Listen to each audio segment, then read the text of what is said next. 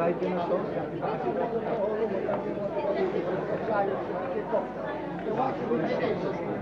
Що думаєте?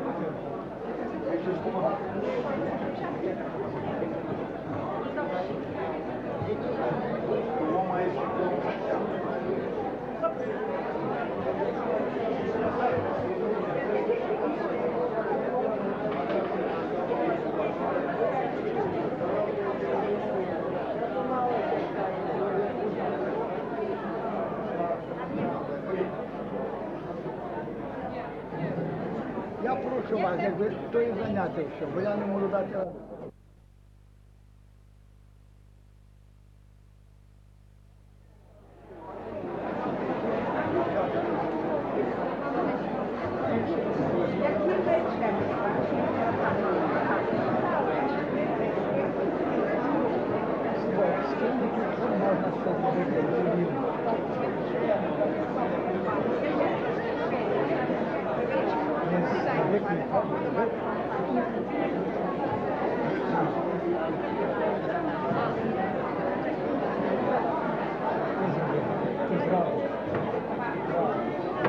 Ви його ще боїте? Ви собі його не сахар. Обережніше, що не дасть думати.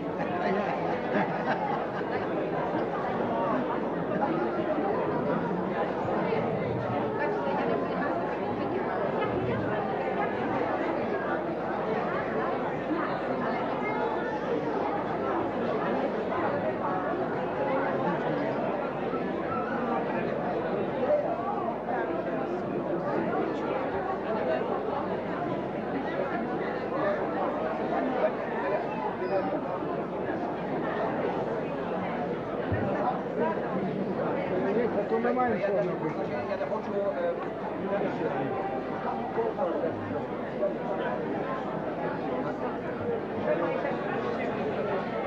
Ваш чоловік зараз немає.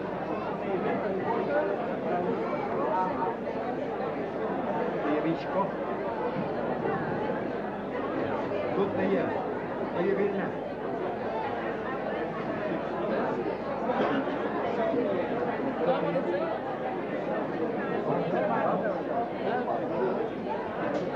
От ти тут маєш так. Де чувати?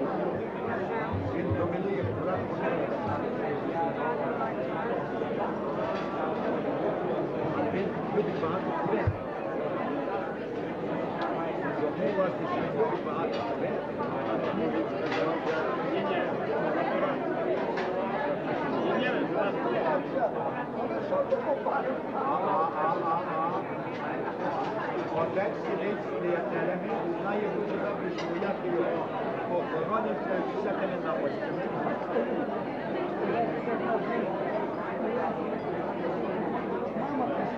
Мама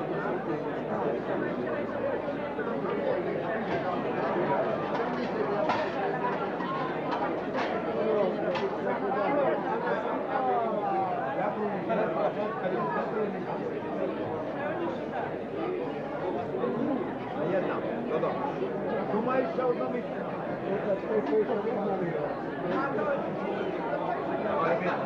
Він пішов до головного складу.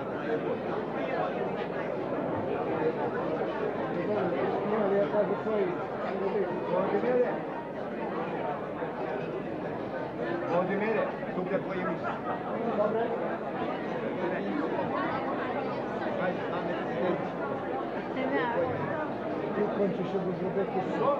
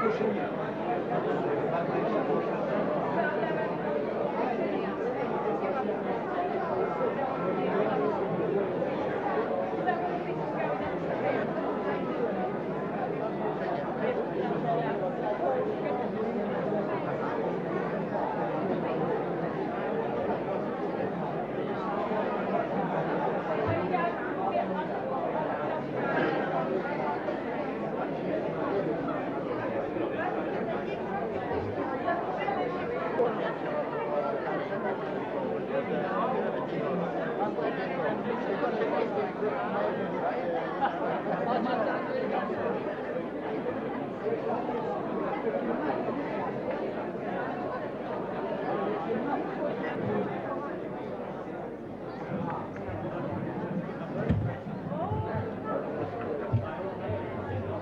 Państwa, będziemy починати.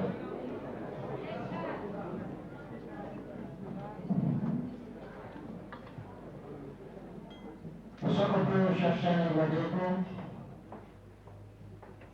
дорогі, високопостойні, всесвятущі отче Митроти, дорогі отці, пані матки, дорогі голови наших центральних громадсько-суспільних установ, я маю велику шану відкрити цим маленьким вступом і передати ведення сьогоднішнього нашого зібрання людям, які будуть ним переводити. Як голова місцевого комітету тисячоліття хрещення України, мені припала надзвичайно велика, як ви бачите, і тяжка відповідальність. Все ж таки, я думаю, що це святкування разом з вами є на дуже високому і гарному рівні, і я думаю, що так ми його до кінця сьогоднішнього дня переведемо. А тепер я хотів поінформувати вас, що сьогоднішнім вечором буде переводити магістр Богдан Нагайло, а заки він перейме свою функцію, ми будемо просити нашого отця пароха Митрота Матичака, який переведе молитву, а також і відкриє офіційно сьогоднішній наш банкет, присвячений нашому тисячоліттю. Ladies and gentlemen, I have a great honor to open this evening and pass it over to our Canon Matichak as a parish priest to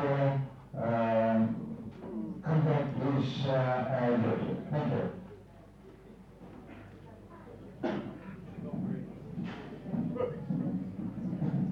Звольно започаткувати нашу праздничну зустрічу тут відспіванням Господньої молитви. Let us join together and sing first the Lord's Prayer. Отче наш, ти, що єси на небесах, нехай святиться ім'я Твоє, нехай прийде царство Твоє, нехай буде воля Твоя, як на небі, так і на землі. Хліб наш насущний дай нам днес, і прости нам долги наші, як і ми прощаємо должникам нашим. І не веди нас у спокусу, а й збави нас від лукавого.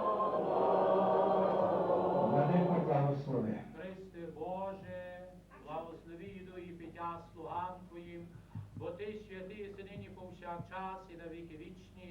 Амінь. Амінь. В ім'я Отця і Сина і Святого Духа. Амінь. В ім'я Отця і Сина і Святого Духа. Амінь. В ім'я Отця і Сина і Святого Духа. Амінь. Слава Ісусу Христу! Слава Богу.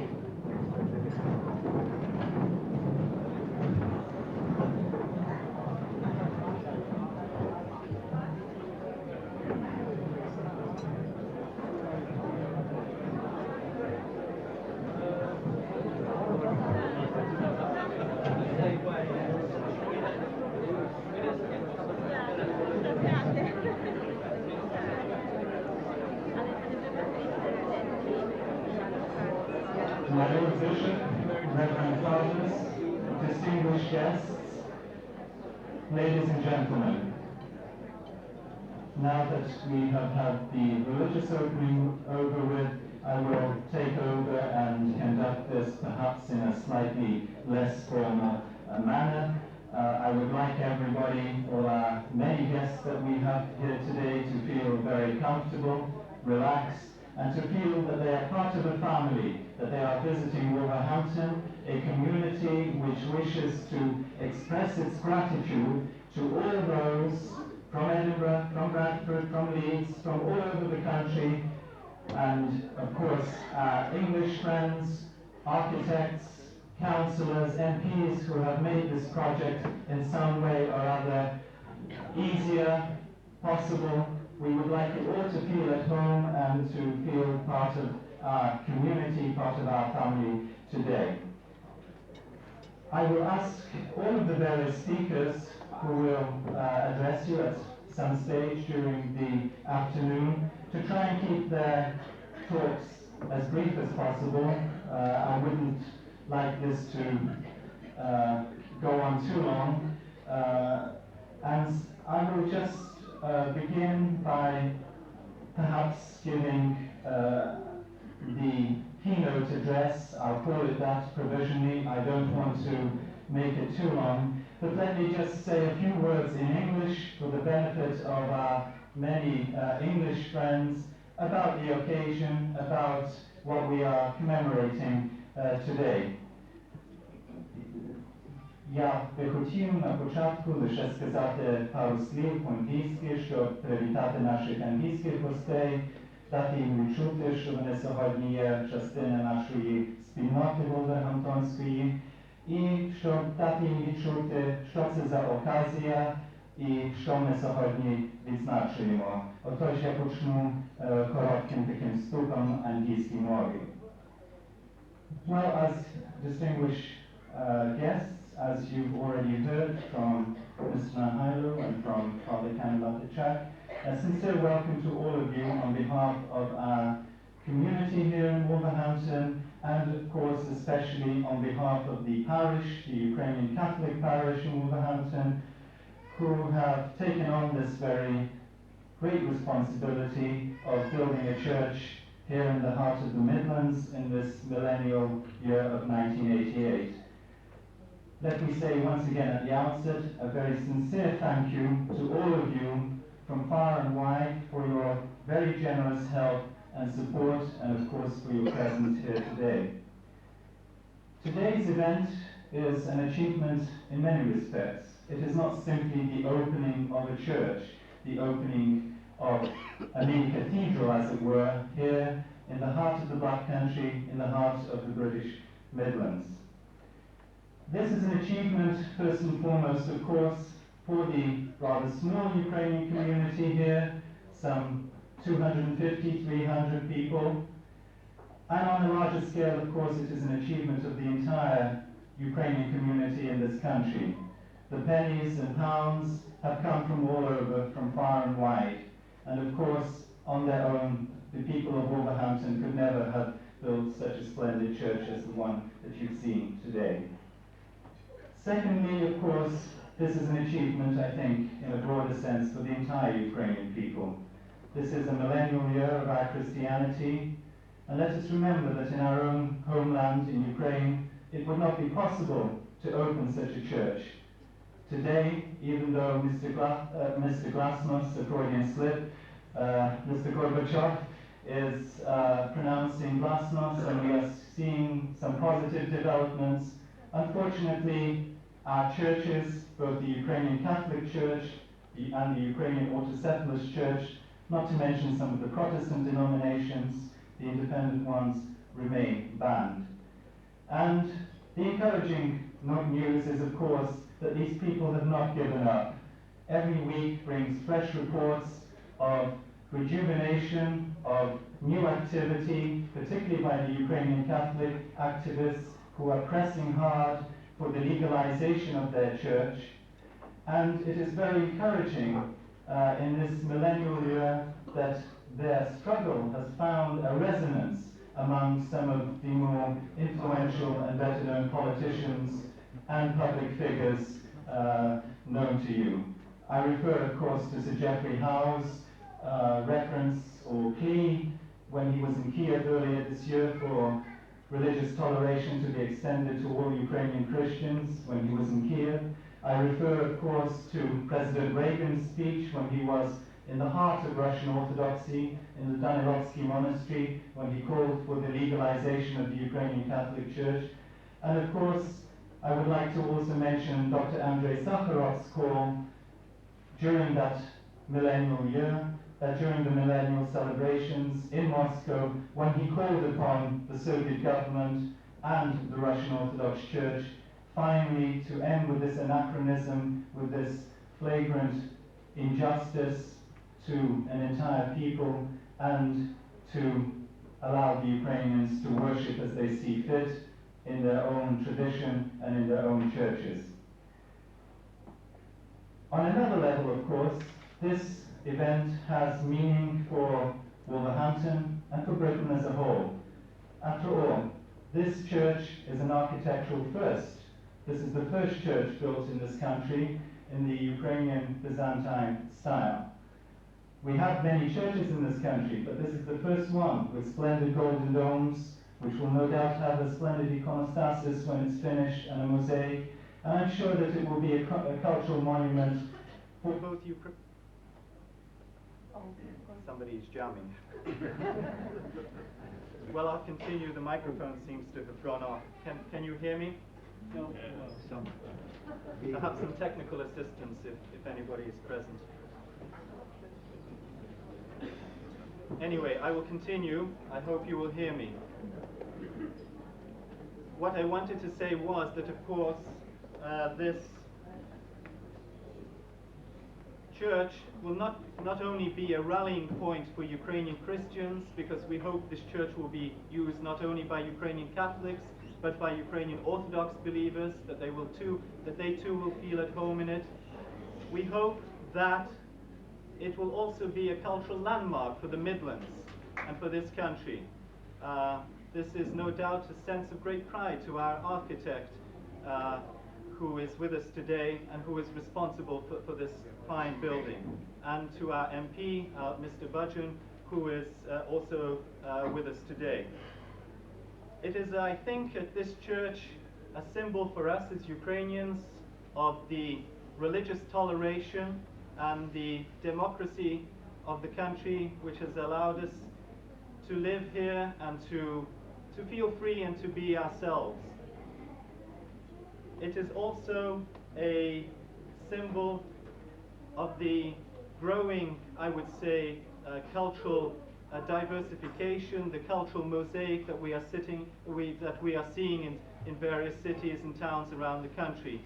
And we hope that the Ukrainians, with their example of having given so generously to build this shrine to their religion, to their national identity, will serve as an example both to their British colleagues and to other ethnic communities who perhaps are looking for an example, or perhaps who have not got the organizational skills or know-how that the Ukrainians have shown in this project.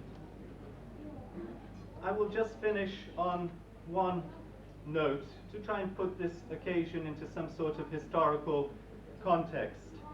Let us remember that Kiev, the ancient city, the capital of Ukraine, where the baptism of Ukraine took place, it was noted in its time as Golden Kiev. It was noted for the many churches, for the golden domes that sprung up in that heyday of Ukrainian civilization. Let us remember that during the Cossack period, the Cossack state period, they too built great churches, and the Cossack Baroque became famous throughout Europe, the style of the Cossack Baroque.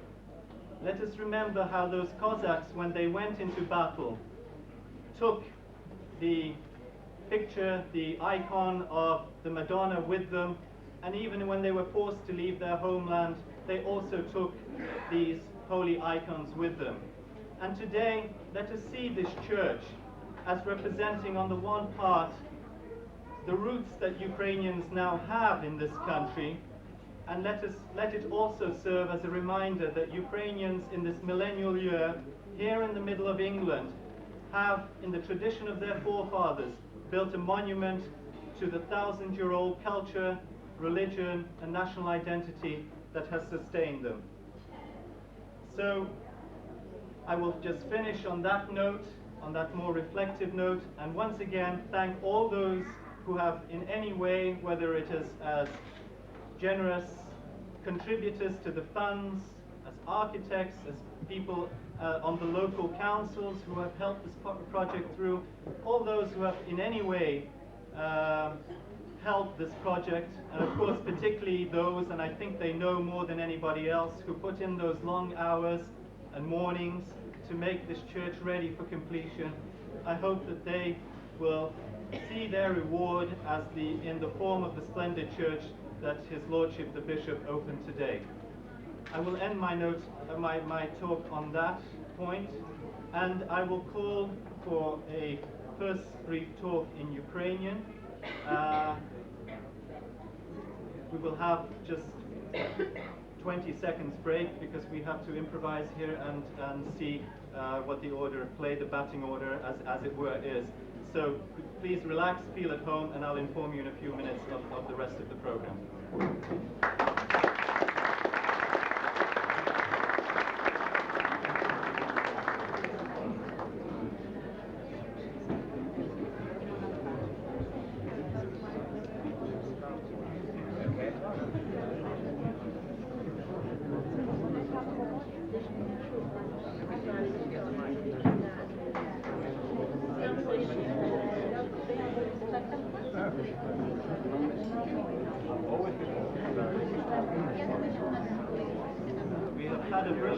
We have had a brilliant suggestion from the catering staff.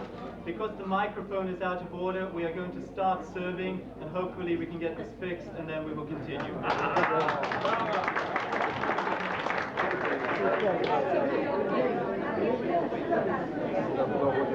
Тому що ми трошки вже запізнені, хоча ще подають їжу, ми будемо продовжувати. Отож, першу по-українськи я маю шану тепер привітати отця Богдана Філька, який є наш гість із Польщі, який хоче також пару слів сказати нам сьогодні. And now I would like to well, let me just first say that we are going to have only a few speakers, so don't be frightened, less than half a dozen, and I've asked them all to keep their statements as brief as possible. First, I'd like to call on Father Bogdan Filko, who is a parish priest, a Ukrainian Catholic parish priest in Poland, and who happens to be with us here today. Ladies and gentlemen, Father Filko.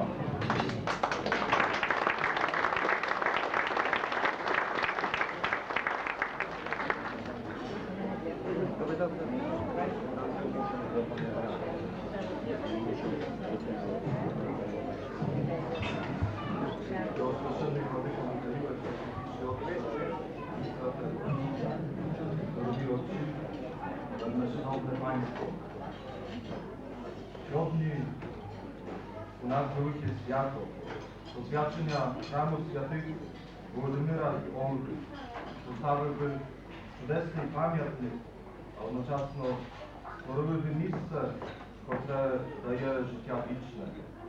Колись святий Кипріан сказав: не є ми філософами у словах, але в ділах. Не говоримо великих слів, але ними живемо. Тому ви поставили такий чудовий храм. Познаєте, що без церкви ми загинемо, втратимо віру і відійдемо від нашого народу. Патріарх Йосип сказав: де церква, там наша душа, коли церква – це наша батьківщина, тому вона сповняє свою місію, коли голосить Євангелію, коли уділує святих тайн, коли служить для людей, коли їх визволює від кожного поневолення, коли є солідарна з тими, котрі терплять, котрі є опущені і понижені. Але вона тратить своє покликання, коли відвертається від свого народу і коли перед ним замикає свої двері. Posługa церкви – це єднання, і всі дороги церкви провадять до людини і до народу. Вона існує для людей і з людей, але через наш гріх, а як же часто через гріх людей церкви, Ісус убогий, голодний, опущений суддя світу, зістає найчастіше назовні перед дверми церкви і народу. Сила церкви не випливає з узгіднень правних, а від помочі влади, але з довір'я до Ісуса і до Його Воскресіння. Де церква іде Господньою дорогою, де є понижувана, переслідована, потрібна є жертва, там є також жива Євангелія. Тоді церква більше шукає Бога як людей, більше вірить в мудрість Божу як людську. Від кого маємо вчитись віри життя, як не від Божої Матері, котра є зором людини, котра є також типом церкви. Через нею земля стає престолом Бога живого, є джерелом живої води, що пливе на життя вічне, є нашою дорогою, котра провадить до неба, є нашим покровом, котрий захоронює від ворогів, а одночасно запрошує нас до прийняття Бога. Сьогодні шукаємо вартостей і авторитетів, побачимо, як багато надій звело нас у ті тисячолітні мандрівці. І коли сьогодні зникли прапори і корони, коли гинуло все, один знак не загинув, це є знак Христа, це є віра, заступництво Марії. В житті святості нашого народу сьогодні ми можемо затратити. Це наш прапор, це наша віра, а Мати Божа – це наша ненька. А сьогодні біля опущених церков велика техніка і неспокійна людина, котра, хапаючи клаптика теплої землі і високого неба, щоб віднайти себе. Тому церква – це наш корабель, котрий несеться на зустріч з Богом. Без Бога людина нічого не значить у тому потоці життя. Від нас залежить спадщина предків і доля нащадків. Тому потрібні є найвищі зусилля віри, розуму, щоб неустанно відроджуватись і жити новим життям. Нині бракує великої мудрості, поваги і любові до Бога і до людини. А віра нашого народу записалась в його життю, в його культуру, найвищими точками у Божих храмах. Тому вони повставали там, де проживав наш віруючий народ. Сьогодні вони захоплюють нас і чужинців, вписані нашу землю, поряд з нею нерозривну чинність. Вони сьогодні стоять золотими банями, згадують нам наше світле минуле, але одночасно також стоять з дирявими покрівлями огнивих руштування.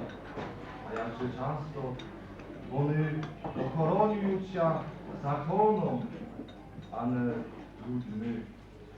Тому що сьогодні нам треба відкривати, для наших предків було очевидним і зрозумілим. Вони знали, що силою народу є жива віра, тому там, де посилають, відразу виростала церква, як голос їхнього духа, як покидали Запорожці великий луг і матір всіх, взяли з собою матір Божу і більш нічого не взяли. Це не була сентиментальна віра святобливих пустельників, це був їхній прапор, в якому виражували своє людське і національне єстество. Вони на землі не боялись смерти, їхня віра не випливала з рабського страху перед карою Бога-деспоти.